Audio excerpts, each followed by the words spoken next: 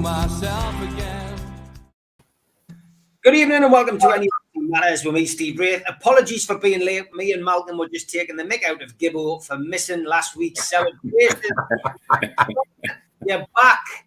I'm back, mate. I'm back. I mean, at least I had the decency to come back, and Mike Ashley had the decency to stay away.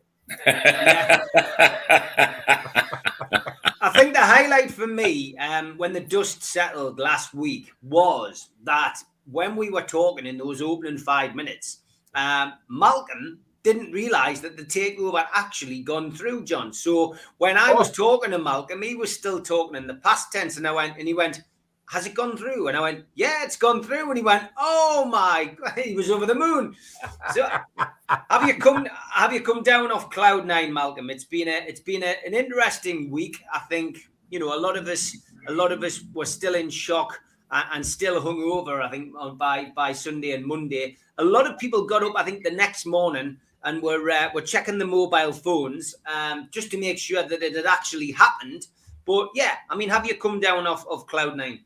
Well, to a degree, I really am so incredibly delighted that this has happened, and these are people who are looking to make the club a success, and for it not to be used, as Mike Ashley put it to task, and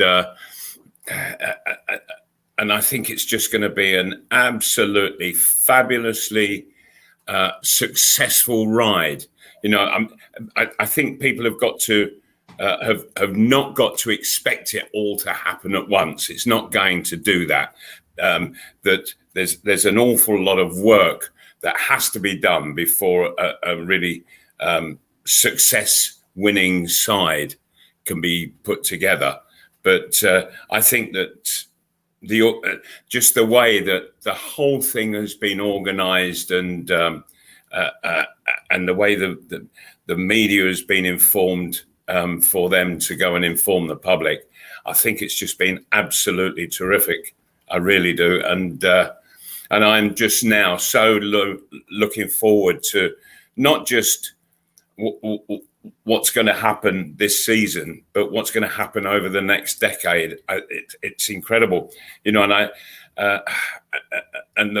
the wealth of Newcastle United has just gone from one extreme completely to the other, and the whole outlook of the club is quite the opposite as well, I think. And Mike Ashley used the club for his own ends.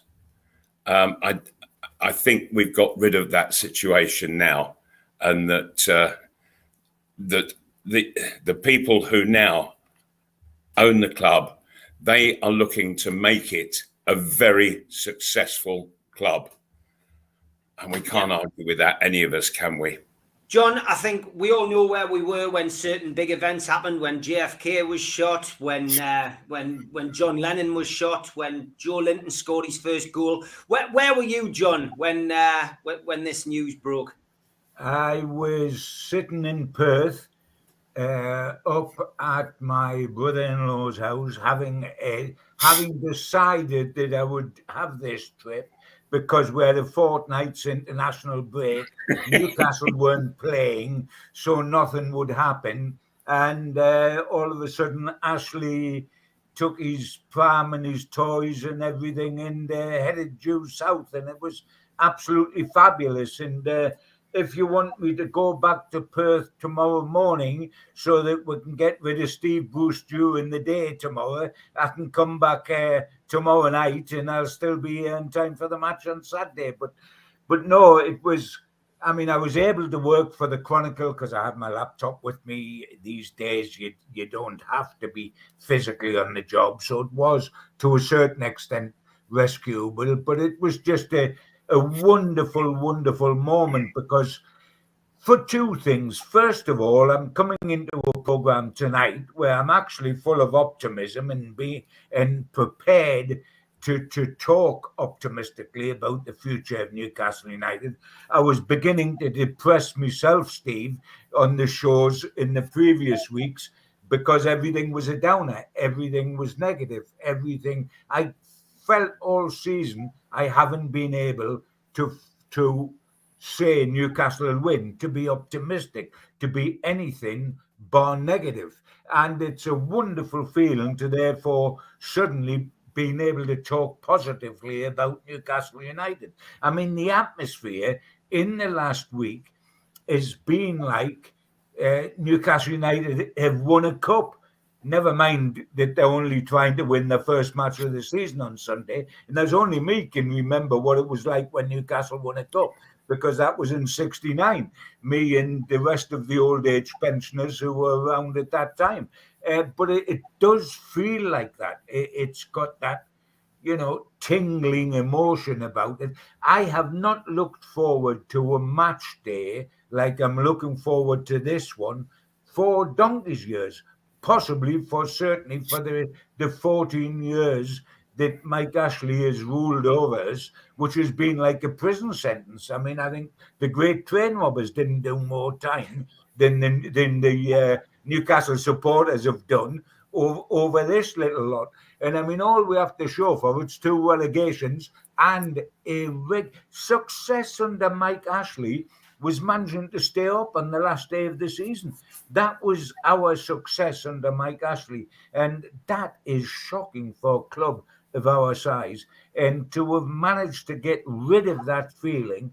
And as Malcolm said earlier, there's absolutely no question that this will take time for the transition of manager, of managing director of football, of players. It will all take time. But Newcastle fans will give this new regime time, because we're going one direction that way, upwards instead of downwards. And these people will be afforded that time to put things into operation, because we are now traveling with faith again. We'd forgotten what faith looks like. It's now sitting alongside us again, which is a good thing.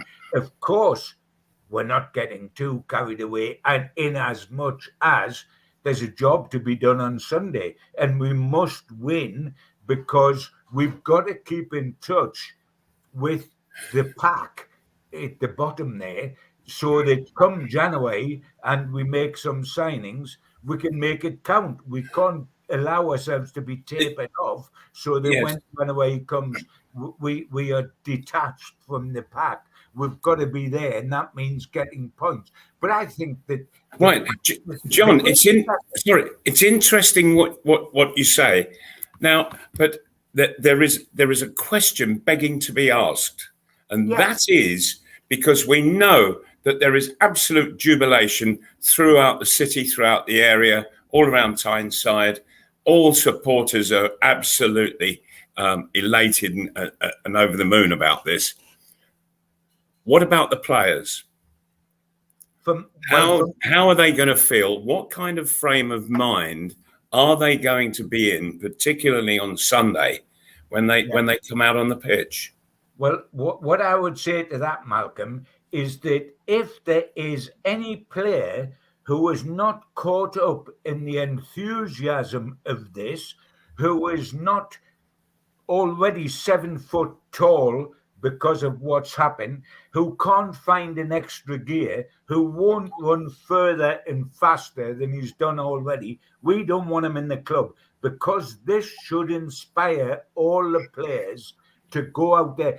They have had to play under negativity, whether that was tactics, whether it's not known of a 5 at the back, a flat back 4, negative tactics, or we've got to dust ourselves down and go again. Are we sick of hearing that? Are we sick of hearing we haven't got the balance right? After 2 and a bit years, if the players cannot react to this in exactly the same way as the fans, then there's something sadly wrong with them. They will get undiluted love thrown at them on Sunday. They'll be able to feel the love from the terraces. The atmosphere, the negativity that has been there, created by Ashley, has now gone and been replaced by optimism. Now, if that's over much for them, if the fear, if one or two of them think, oh, well, I'm not going to last here because I'm not good enough, then that's their problem.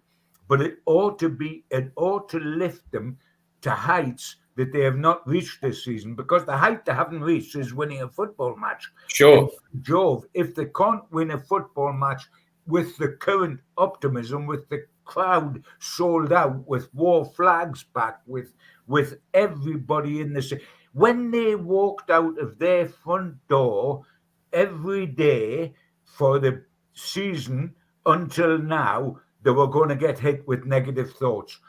What's gone wrong? What are you doing wrong? Why haven't we won a game? Why hasn't this happened? When they go out the front door now, they must see beaming faces and people wishing them all the best and saying, hey, let's go on Saturday. This club's going places, etc., etc. If they cannot react to that, there's something sadly wrong with them, mate. Yeah, I would agree with you, John. And as always, people love a Gibbo rant. People saying Gibbo should be director of football and etc. etc. But I agree with you. And look, I think, and this is both of you. I think these people are coming in as a consortium, as a very rich consortium, but also they're going to make a decision as a board. And we haven't had that for 14 months. What we've had is we've had a man who came in, which we all know now, the reason he bought our football club 14 years ago was to promote his sports brand globally. He's done that successfully at the expense of giving us any hope in winning a trophy in the last 14 years or competing as a football team. And he's taken us to the lowest ebb that he could possibly take Newcastle fans, to the point where they have walked away in their thousands. We've lost a generation and a half of fans in youngsters who now support Man City, Liverpool, Chelsea, etc. locally. We've lost 10,000 supporters who've walked away. And ultimately, we've now got a situation where we can rebuild. It's going to be a hell of a rebuilding job. But for me, if Steve Bruce has to be in that dugout on Sunday, because this is what it takes to get our football club back on track by taking your time, appointing the right director of football, appointing the right manager in the dugout, bringing in the right coaching team, assessing a suitable area for development for potentially a new academy, a new training facilities. It's all going to take time. Unfortunately, I've just seen a guy called Aladdin who's watching tonight in the chat. We don't have 3 wishes, but what we do have is we've got 3 people, 3 owners, 3 parts of the consortium who've got a lot of money, a lot of business acumen between them, and they've got a lot of commitment. And when I say it, and people can say, how do you know they've got a lot of commitment, Steve? They've just spent 4 years of their lives trying to get our football club, despite Mike Ashley making it as difficult as possible. I'm going to give these every chance and a bit more to get this right. And I just hope that on Sunday, people go, they don't sing about Ashley. He's gone. That's in the past. They support the team. They support the lads. They show everybody who comes to that game from the new consortium, and I'm sure they'll have a director's box full of friends and family and people who've helped. But I'd love to see them just show Amanda she was right in buying this football club and putting herself through 4 years of stress. And I genuinely feel that we shouldn't get at Steve Bruce. We should give everybody as much support as possible. But I believe those decisions will be made, and they'll be made at the right time. And you know, I'm just happy that we're talking about this, Malcolm, now. Yeah, and here on that, Steve, I would agree. What I would like very much is for all the new owners to see Newcastle United at its very best. The huge support of the supporters in true vocal style as they normally do, and having gone through this very, very difficult period, the purchasers of the club, that they need some pat on the back. And I think if there's a lot of noise on Sunday, and the players on the pitch, if they're able to get that first win of the season, that will be just a good way to start repaying these people. Yeah, a lot of people commenting on what all of us have said in the opening 20 minutes. And Andy comes up with a hypothetical question. He says, United achieve a resounding win on Sunday due to the players' lifting performance because of the takeover. Do the board stick with Bruce until January? I can't see that happening, John. Can you? No, certainly not. First and foremost, reiterating what we've all said, Sunday must be about a day of celebration, because the major obstacle to what happened to this football club has been removed, and that is Mike Ashley. The Steve Bruce situation, we've had all the managers before. We've had Joe Kinnear, we've had Steve McLaren, we've had all that sort of thing before. That will take care of itself. The stumbling block, we always said, if you get rid of the manager, but Ashley stays in charge, nothing changes. And that's absolutely right. And Ashley's not there now. Yes, there's no question in my mind, as a supporter, which is what I am, that I would have liked the Steve Bruce thing to be sorted out well before Sunday, so that he's not on the touchline to put any dampener on anybody's parade. Yeah, and I would agree wholeheartedly on that. Yeah, that is something that would be in the best interest of absolutely everybody, and that includes Steve Bruce, who would be £8 million better off. However, if it isn't to happen by Sunday, that's fine. That can't be helped. That may be because of contractual things that have to be sorted between the club and Steve Bruce's representatives, etc., etc. But what we must not allow to do, because we need points desperately, and we've tended, that's got swept under the carpet naturally by the euphoria there's been. But we are 19th. We've got no wins in 7. We've got 3 points out of 21. We've leaked 16 goals in those 7 matches, and nobody has leaked more. Norwich are the only one that's done exactly the same, and they're a bunch of deadbeats. So we are in a serious situation. We have to win this match on Sunday. Let the crowd concentrate on the fact that Ashley's gone, we've got new owners, show them how much we care, make it all positive, not negative, and let us get the 3 points. Because regardless of everything else, Steve Bruce is a dead man walking. He is not going to remain manager of Newcastle United. And if Newcastle United win under Steve Bruce on Sunday, and people say, well, will he stay? Will he have to stay? I'll tell you why you would sack him after that. Because his record would still be 1 win in 8 games. And that's sackable. If he wins on Sunday, he's won 1 match in 8 games.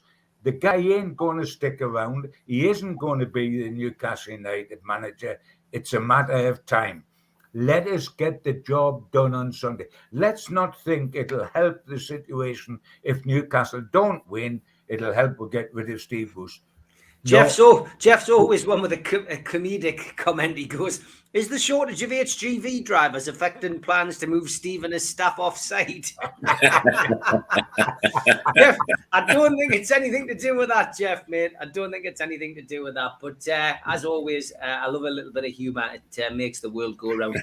Big shout out to Spider VPN, of course, one of our main sponsors. For all your internet problems and issues, please Google Spider VPN. They come up at the Google search list right at the top, and they can help you protect your passwords and your photographs and everything on your computer. Big shout out to skipsandbins.com as well.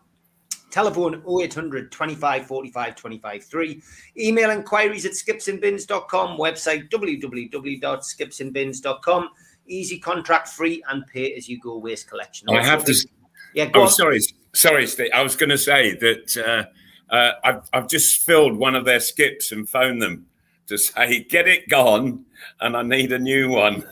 This isn't the The first time. service is brilliant from them. This isn't the first time that you've used them, Malcolm. What are you actually getting rid of? What are you actually getting rid of? This is like we've had a few things knocked down and a few serious holes dug. So there's been a lot of stuff going into the bin, into the skip. Well, as long as you have Malcolm, as long as you haven't got rid of the dog, because half of the time no, he's down here by his feet. They're betting on the dog every time we do this show to see what time he's got to sneak out. So yeah, he's so interested in the show, he's snoring his head off. Well done to skipsandbins.com. They have sent us this as well. They always like to be up to date and obviously celebrating the takeover. There he is, Sir Bobby. He's all ready for Sunday with his new regalia on, and there's his pals in the background with a camel kicking the football. So thanks to Scott and the boys in the design team for sending us that. Brilliant stuff. May I say, Steve, that looking at that camel, he's got a better touch than Joe Linton. Poor Joe Linton, and he would get some stick tonight again. And he doesn't give you the hump as much. Thanks to L&G Family Funeral Directors as well, another main sponsor, 01913897245, and to John at qtechshop.co.uk, the makers of pool tables and snooker tables in Wallsend in Newcastle. Also, thanks to Jab Signature, who provide our flyers. And if you're a first-time visitor to the channel, please click the Newcastle Legends logo in the bottom right-hand corner, and you can subscribe for free. We do 7 shows a week and a couple of extra to boot. And just subscribe by hitting the Newcastle Legends logo in the bottom right-hand corner. We are up to 43,100 subscribers this week. We hit the 43,000 mark last week. Thanks to all the new subscribers, over 1,000 in the last month. That's fantastic. And hit the thumb up to like the video. It does help us. Click share to your other social media. Click it and it'll share to Twitter or Facebook. And drop into the comments box to chat and like-minded Newcastle fans, or to stick a comment up on the screen. We'll try to get through as many as we can. We're also available as a podcast, so check out iTunes and Spotify, and the rest of you out and about in the car, you can listen to us that way. We've also got some big events coming up, and they are creeping up, believe you me. 29th of October, Gavin Peacock, live at the Tyneside Irish Centre.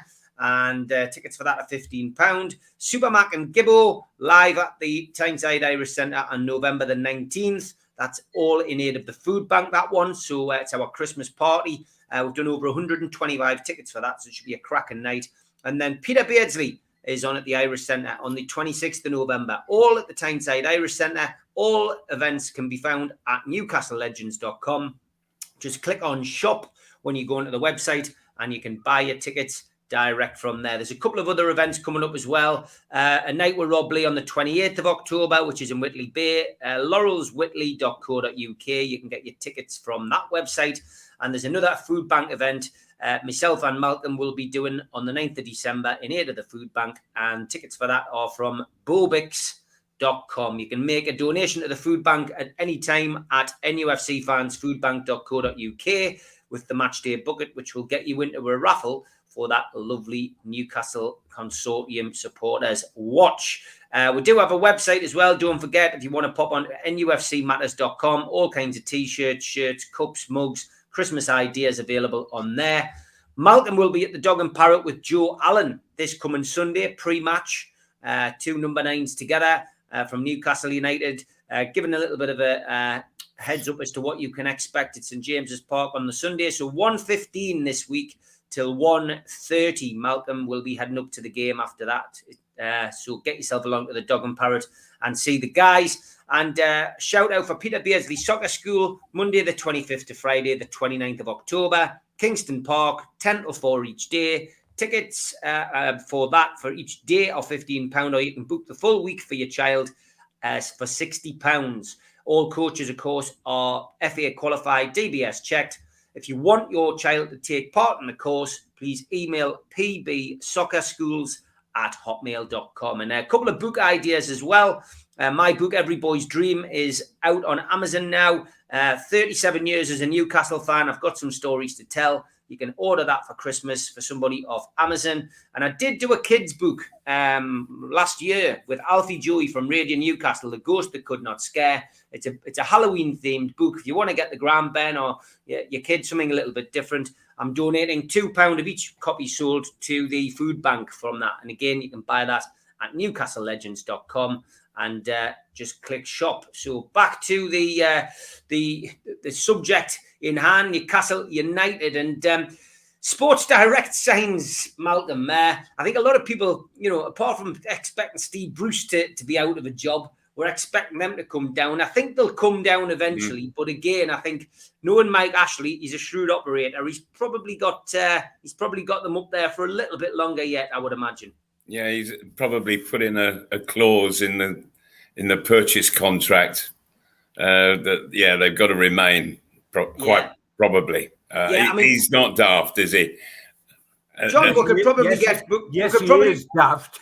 But yes, he is daft. But I tell you what, I don't think that's going to put us off too much. If we have to put up with seeing Mike Ashley sit there as owner of our club, or see a name of his shop appear on the thing, I think I'll tolerate the name of the shop. I just won't look at the advert on Sunday. I'll be far too busy looking at the pitch. John, I think we could probably do something for the food bank, and they could probably put a competition up for people to pay as much money to go and actually take them all down. I think that fans would willingly volunteer to do that. And use what a good idea.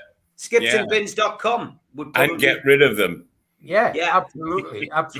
We'll stick them in Malcolm's bin outside his gaff. No room, John. No room. Good stuff. V for Vendetta. Okay, he asks a question. Who would Supermac and Gibbo want as our new manager? Now, we've been linked with virtually everybody this last 7 days, which is par for the course when new owners come in and everyone's expecting someone to go in. But let's look at some of the main names that have been mentioned. We've got obviously Lampard and Gerrard. We've had Conte. We've had Mourinho. We've had Gattuso, and we've had Brendan Rodgers, who seems to have gone right down in the bookies. What's your take, Malcolm? Who do you think who would you like, and who do you think is realistic? Well, first of all, I think that it is better to get somebody who is totally unattached. With all the hype of Brendan Rodgers, I just couldn't see it happening somehow. Leicester weren't going to let that situation go. The fella's on contract for quite a long time. Also, what I think we have to realize is that the job now is far from easy, and it's not so much the ideal football manager. It's a wheeler and dealer as much as anything, because there's going to be an awful lot leaving. There's going to be an awful lot coming in. There's going to be massive, great change going on all the while. And somehow you've got to try and maintain a buoyancy in all of that, football-wise. And the comings and goings are going to be enormous over the next 2 or 3 years. It's going to be a very difficult job to do, very difficult indeed. Personally, I've looked at all the names, and the one that keeps coming back to me is Frank Lampard. I thought he did an absolutely terrific job at Chelsea. He put together a side, and Tuchel's come in and just. He's sort of run with it, but he's not really had to make any changes to it. Frank Lampard have put together a very good side in a short space of time, and I thought that they were playing some terrific stuff. And if he would have come, I wouldn't be upset about that at all. I would, and I think he's got absolutely huge character as Frank Lampard, and that he'd be able to deal with all the movement, the coming and going. But would he come away from London? I'm not sure. It's interesting. I've seen him linked. I've got to be honest, between the two, Lampard or Gerrard, I would prefer Gerrard. I can only say that I feel he would probably do a better job than Lampard. I don't know why. I just see more akin to him. He's Liverpool connections and etc. And just the fact that he's been a winner in Scotland. I know it's a different type of football, a different standard of football, but he's been a winner. I think that counts for a lot as a manager when you're coming into a job. But ultimately, he's in a job though, Steve. Yeah, he's in a job. Exactly. Yeah, I mean Brendan Rodgers again. He's in a job. He's in a job. I guess in this day and age, contracts aren't worth the paper they're written on, are they? Well, they are when it includes a clause that says if you as the manager are going to leave our club, we want 20 million compensation. Yeah, I think ultimately it's going to be a long haul. I think they've got to get the right one. I saw somebody in the chat say, it's a really hard job. It's going to become easier once they've started to make all the changes and make the progress, so that in 2 or 3 seasons we'll have a completely different team. We're going to have a completely different standard of players, a different class of player, and that's easier to then come in and manage and get it put together. Because you haven't got all the constant change, in, out all the while of playing stuff. May I say a couple of things that strike me is that we won't get Rodgers because he's sitting waiting to take over, hopefully from his point of view, from Pep at Man City. Yes. At the end of his contract, because the Man City people at the end of next season. Yeah, you've told him he's the guy. Yeah, 18 months time. Eddie Howe's sitting, waiting to take over at Southampton, and that's the sort of club, having been at Bournemouth, that would suit Eddie Howe. I wouldn't want Eddie Howe anyway. I think we're now bigger than Eddie Howe. But the interesting thing is 2 things. First of all, as Malcolm has sort of suggested, that when Newcastle win the Champions League, and doesn't that sound bloody wonderful, but that might actually happen. You've never dreamt of it before, have you? I am determined I'm staying alive to see that. I've decided I'm not popping me clogs because I want to see us win the Champions League. But the guy that did, if that happened, being serious and perhaps winning the Premier League, if that happens, I don't think that the man in charge will necessarily be the man that's first appointed now. I think we will appoint. I totally agree, John. That will take us to the next level, and when we're at the next level, like 7th or 6th or 5th in the league, we get the next manager in who wouldn't join us now when we're 19th, but would join us then when we're 6th and only going one way upwards, and he will be the one that wins things. It will happen in that way. It's stepping stones at this situation. But Steve, when we were saying who do we fancy to be Newcastle United manager now, it is such an open situation. It is such, I mean, I go back because I was involved with the Magpie Group, the last exciting takeover, which was Sir John Hall, that produced the Entertainers and produced us going from the verge of 3rd-tier football, the whole 3rd division, to runners up in the Premier League. And I'm forgetting all about the Ashley takeover because the wonderful thing is I can't forget about it now. But when people were wondering on Hall taking over Newcastle, who do you make manager? How left midfield was that decision? Newcastle at that stage appointed Kevin Keegan. He had been a legend here as a player, but for 7 years he had lived in Spain in retirement and played golf.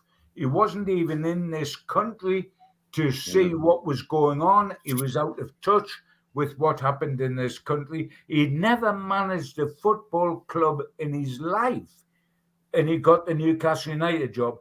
And that is a monumental gamble. That was a monumental gamble. And it turned out to be spectacularly right, because Newcastle went from the verge of the third division to Premier League runners-up with the most entertaining side, even including the Bobby Robson sides, the most entertaining side we've had, the entertainers. Yeah. And we bought brilliantly, right from Killer Klein all the way up to a world record fee for Alan Shearer. But that was an unbelievable gamble. So I'm waiting with real interest, not only to see who we get, but how he then goes about the job and how good he is. Because at first, we the Geordie people, give Keegan the whole backing possible because he'd been a hero to us. But as a manager, what a gamble that was.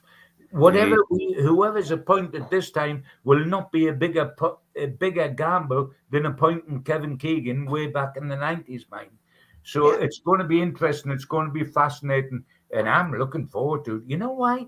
Because we're looking forward to it with optimism. We're looking forward to it with a bit of fun. We're relishing getting up in the morning, and we're relishing match days again.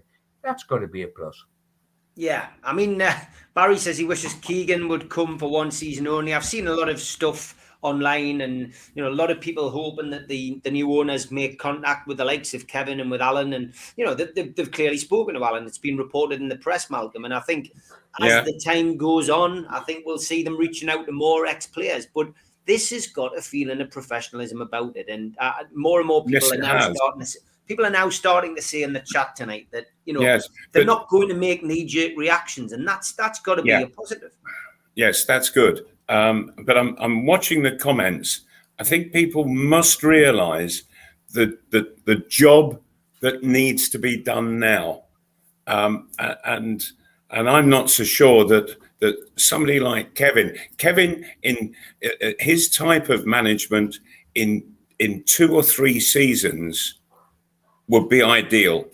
But I think now what you want is somebody who can deal with all the wheeling and dealing going on, who can move players on, who can bring the right kind of players in, so that all the time it's incremental in improving the whole structure, the playing structure that we have. At the same time, also, he's got to be a good coach or bring in a good coach as well, so because things have got to change. What we're seeing on the pitch just hasn't been good enough. It's been very, very basic. We need something a lot better than what we've been experiencing for the last couple of years. And so, is for the next 2 or 3 seasons, is there somewhere a young Harry Redknapp? Because his ability to wheel and deal is ideal in this situation to keep moving upwards. Yeah, you're right, Malcolm. And one thing, was it Mark that said that ran across the bottom of the screen a little while back, Steve? Yes, we must say straight away, when I was referring to the gamble that was taken with Kevin Keegan, that was a young, vibrant Kevin Keegan. The Kevin Keegan ship has sailed. In no way is he today's man. He was the most wonderful man of yesterday. Mm-hmm. But he now is an ambassador in the same way as Alan Shearer is an ambassador. Kevin Keegan, short term or long term, in my very humble opinion, is not the answer to Newcastle United Absolutely. now. Not at all. That that ship has well gone. But we do need legends like Shearer and like Keegan to be involved with Newcastle United. Mm-hmm. And one of the despicable things that Ashley did, and he did many, was to treat two club legends like that with so much disdain. Yes. But then again, the guy sitting in the middle of the picture on our screen right now, not to be welcomed within St James's Park this season, is as big a diabolical message put out under the ownership of Ashley. And thankfully, that's all gone. Please, that man didn't realise that we are proud of our history. If you become a hero to Newcastle United fans, you're a hero for life. Yes. You've earned that, and that's for life. Please do not treat people offhand that are heroes, because, Mr. Ashley, you were never a hero, and we don't want our heroes treated the way you treat people. That is gone. That is wonderful. And I tell you what, these people are buying in. Do you realize that the Amanda Staveley interviews she did on the appointment of this group of people? I know what you're going to say here. We have never had an interview with Mike Ashley that's been open. She was open. People could contradict her that we're interviewing her. People could say, but what about this? And they did, and so they should. But we were never given that with Mike Ashley. He never put himself in that situation. So already the new regime has bucked the trend, and that is terrific. Let us not kid ourselves. We will still judge them the way we judge everybody, because we are Geordies looking after our club and we want the best for our club. We will not slavishly walk down the same path regardless of what happens, but it's a terrific start, and the start has been terrific. And if the team can play as much of a blinder as they have so far on Sunday, then 3 points are ours. Yeah. Great stuff. Gibbo does like a rant, Sean. I saw that comment. Best for me is Martinez. Works well with Jones, Alan. Yeah, Martinez is another name which has been put in. Mark says the bar's very low to make us happy, but it won't last long. And that's right, Malcolm, isn't it? Because the apathy is what I touched on at the start of the program. You know, the trip to Wolves that I had a couple of weeks ago in the rain. The away fans weren't singing. We're all soaking wet. We got deservedly beaten. And, from my perspective, I just thought, we're going down. But now, hopefully things will start to pick up. Well, under Ashley, there were big spaces around St James Park during a game. There won't be spaces from now on. That's for sure. I was talking to a guy before last weekend's game. And before last weekend, and he said I phoned first thing this morning to see if I could get me season ticket back. He said, and I got the message on my telephone. You are number 96 in the queue. On that, it means that thousands of others have made the call and gone, I'm not waiting that long, and put the phone down. So what we're going to see again is vast lists of thousands of supporters who are waiting for a season ticket to come their way. There are going to be waiting lists yet again. And that was all lost under Ashley. Yeah, and that's massive. I mean, we talked about the fans walking away, John, but, I think somebody took a screenshot. I think they were number 108,000 in the queue the other week as well. I mean, really? Yeah, I mean, I guess it depends when you go on, but I mean, season tickets. You're right, Malcolm. Season tickets now, you'll not be able to get one for love of money because of the optimism. Absolutely. That is absolutely right. And that's the way it was in the old days when the entertainers were going under KK and there was a waiting list of 10,000 and there was 5,000 turning up at open training at Chester Street for the matches. Do you realize, guys, we're talking about the enthusiasm today. We're talking about the enthusiasm under Bobby Robson. We're talking about the enthusiasm under the entertainers. And you know what, kids? In all that time, we've won nothing. And so that is how passionate the Geordies are. They don't have to win a trophy. The last trophy was 69. We don't have to win a trophy, but we actually think now that we could win a trophy. And we can. But so isn't half the journey, isn't half the enjoyment is just having hope as a companion? Isn't that wonderful in itself? Yes, isn't it? All this business, Malcolm, if Newcastle fans are too demanding, they want success. What a joke that is. We want success so much, we turn up in our 50,000 and we haven't won anything since 69. We haven't won a domestic trophy since 55. We've never won the championship since 1927. But we're demanding. We are the least demanding people on God's earth in football terms.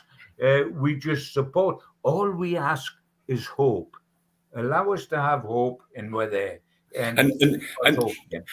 And so, John, it really is quite a feat what Mike Ashley pulled off, where he absolutely peed off the whole nation of Tyneside. Yeah.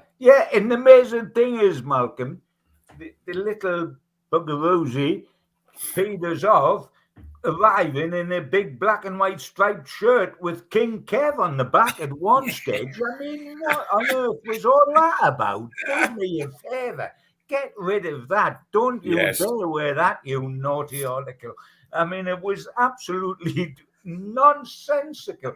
You're sitting in a black and white striped shirt. You didn't know what that was before you took over this club.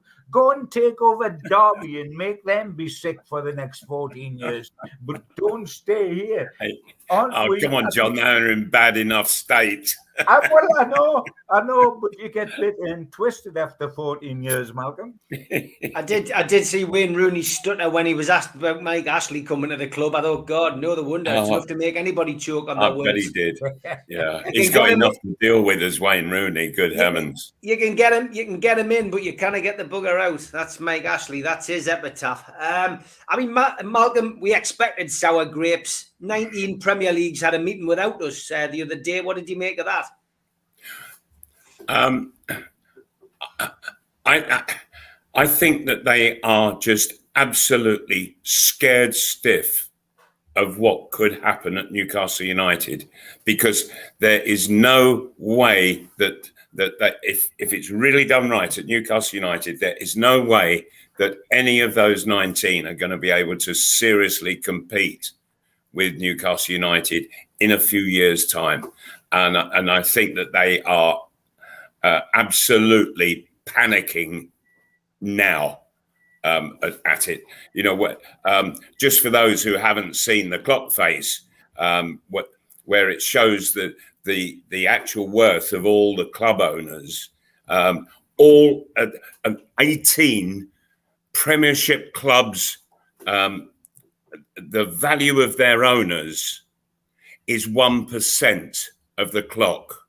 Manchester City is 4%, and Newcastle United is 95%. That is extraordinary wealth, extraordinary, and what Amanda Staveley and all of her team, what can be achieved with that, it's quite frightening. And what I think is, we're going back to this bloody 6 clubs that look to leave the Premiership a few months ago. We're looking at them because all 19 might have been there, but I think a lot of the lower clubs, they're just saying, hey, c'est la vie. So these are the things that happen. We didn't like what happened at Manchester City, but we didn't complain about it. So we're not going to complain about Newcastle. That they're just real lucky so-and-sos for it to happen to their club, and it not, and we're unlucky it didn't happen to ours. Malcolm, you couldn't be more right. That is exactly. They can get on the soapbox, they can talk about human rights or whatever. The thing that is driving those clubs is that the 6 elite clubs might become 7. That we, in a few years' time, might be taking the Champions League position of Arsenal, of Spurs, of these clubs, and they are bleating because they are frightened stiff, John. They don't want it to happen. Now, and these, as Malcolm rightly said, these are the guys that were ready to smash the Premier League to pieces to go into Europe. They're conveniently forgetting about that now. And may I say this, one of the real leaders of this anti-Newcastle takeover thing have been Tottenham Hotspur, who are coming up here on Sunday, and they're going to walk into the Amanda Staveley's boardroom and expect to be welcomed, and would you like a drink, and would you, and they've stabbed Newcastle United, and in particular the new owners in the back, and they're going to come up on Sunday and be Bonami. I think not. You do us a favour, Bonnie lads. You just give us 3 points for what the audacity of what you've said, and go on back home. I find it absolutely staggering, but you know what? It brings a little smile to my face. You know why? Because they're worried. And you know what? For once, we are not worried. That is terrific. That'll do for me. 1927, you said, last league champions. None of us were there. 2027. How do you know I wasn't there, Steve Wraith? I've seen your birth certificate, John. 100-year anniversary would be 2027. He says that's 5 or 6 years away. He says it fits in well with Amanda's strategy. That would be nice, Mal, wouldn't it? If we're challenging for the league again. Absolutely, and the time scale is just about right. That's manageable. It is. So, it is. Yeah. Well done, the guy that put that up, because absolutely. I never thought a lot that perfectly fits into the whole scenario, and I'll settle for that because I've got jump leads to keep me going to 2027, so I know I'm okay. So I'll be there, baby, celebrating that alongside you, Malcolm. Don't you worry about that, pal. Twister Man, we've got an awful lot to look forward to. We'll hold Twister Man to that comment, and we'll see what happens in the next few years. It would be fantastic if that happened. Any news, John, on players this weekend? I mean, we're led to believe that, prior to the takeover anyway, we're led to believe that the walking wounded were going to be making their return. So is it good news, do you think, on the likes of Lascelles, Shelby and Wilson? Well, my take on it is this. There's only one man that matters fitness-wise for Sunday, and that's Callum Wilson, because he will make a huge difference. If Shelby's available, if Lascelles is available, it's all of a mixed match. It doesn't matter. Nobody's better than anybody else. If Lascelles comes in at the back instead of somebody there, so what? If Shelby come in, and by the way, he won't, because he's nowhere near fit enough, never mind good enough, he's nowhere near fit enough, he will get on the bench. Any other changes really don't matter. What matters is that we have Callum Wilson.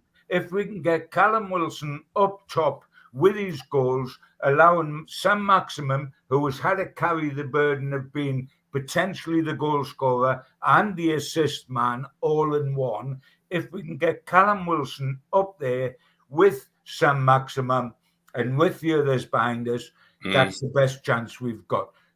I'm not bothered about the other positions. When I get the team sheet on Sunday, the one thing I want to see is that Callum Wilson's on there, to go alongside. And fit enough to do the job, John. Correct. Absolutely, mate. That is a game changer. Lascelles, Shelby, Dubrovka, for all he's the wonderful goalkeeper he is, they are not game changers. They're not going to be game changers. The game changer on Sunday would be Callum Wilson. That is the one we need back. And if he comes back, then we've got a genuine chance of making the result we all crave happen.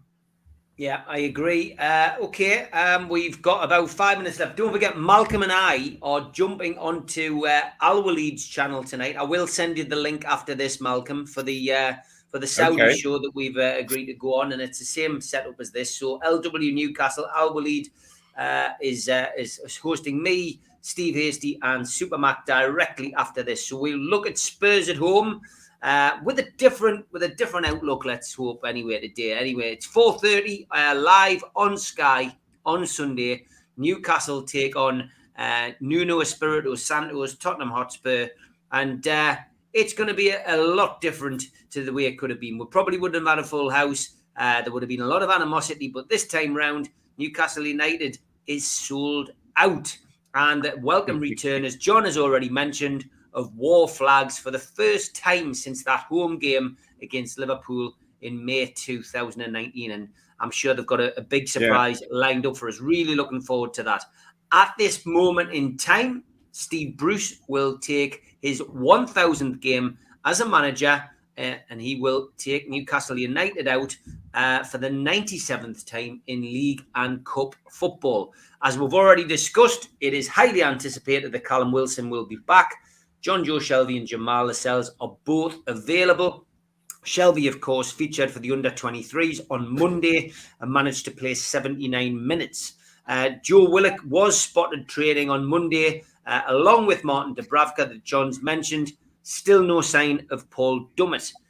Miguel Miron participation is to be confirmed as well, because he is returning late from the Paraguay squad. Steve Bruce, of course, will be doing his press conference a little later tomorrow, 1:30 as opposed to 9:30. So we will have a clearer idea by tomorrow afternoon about what is going on and who is fit. Tomorrow night, of course, on the Fab 4, we will have our Toon tipster to give you his tips, and Andre will be giving you the stats on this game. So tune in 5:30 till 7:30 tomorrow night for that. Predictions then, lads. Malcolm, we'll come to you first. Well, I really am looking forward to seeing if all that has happened, and it is a massive event, not just for the supporters, but for the players as well. Are they going to really get out on that pitch and want to go and do it and put on a display, or are they a bit too busy sorting out what their next move is going to be? It's the way that footballers' minds think, and I hope it's the former. I hope that they get out there and say, right, come on, new owners, let's show them what we can do. Let's show them what we're worth. And I'm going to take Newcastle to beat Spurs. I think Spurs are struggling a bit under Espirito Santo, and so I'm going to go for a 2-0 win. Okay, good stuff. Gibbo? Yeah, interesting game. We've never really considered Spurs. The interesting thing for me is that Harry Kane is, if you look at his body language, he's not the guy that scores multi-millions of goals. And very true. He is that guy, but he's not at the moment. Neither for Spurs nor for England does he look the Harry Kane we know. This man's body language, he's sulking because he's not at Manchester City and he's not going to win trophies. And he's not doing that there. Now, the big thing for Newcastle United is to say, please, God, don't make this the match that sparks him up. don't make Harry Kane think I'm going up there. Everybody's talking about Newcastle United. It's live on television. What a stage for me to say, hey, don't forget me, I'm Harry Kane. We don't want to think like that. I think Spurs, under the current manager, are nothing like the Spurs of old. They're nothing like the Pochettino Spurs side, which attacked with a vibrance and with things happening and etc.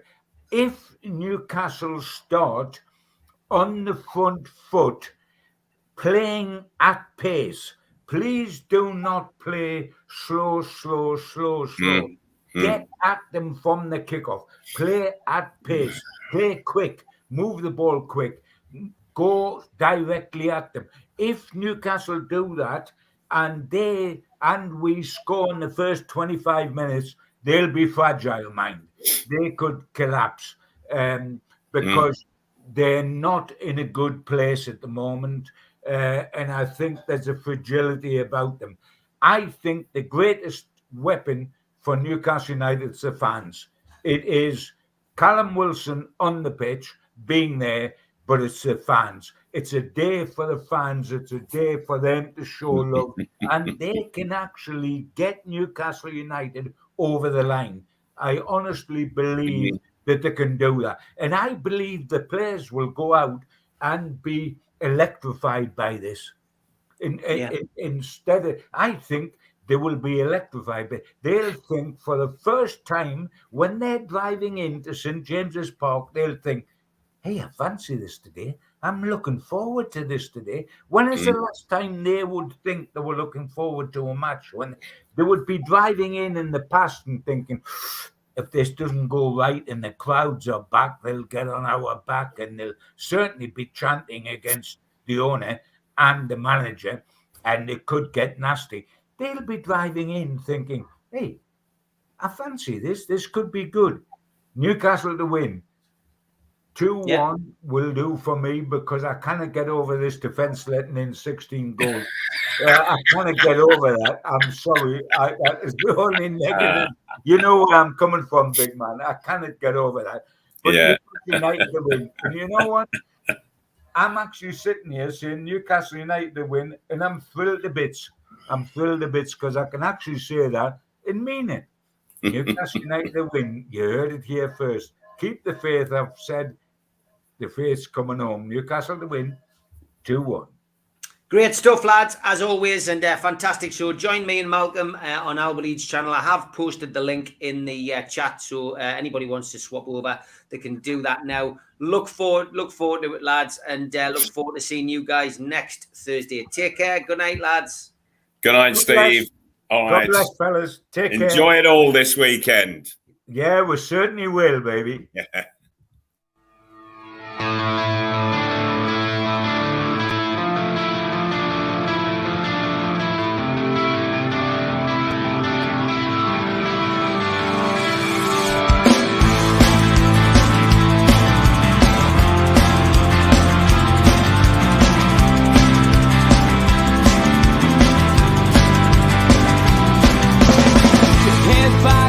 Critics attack. It feels like I've been talking to myself.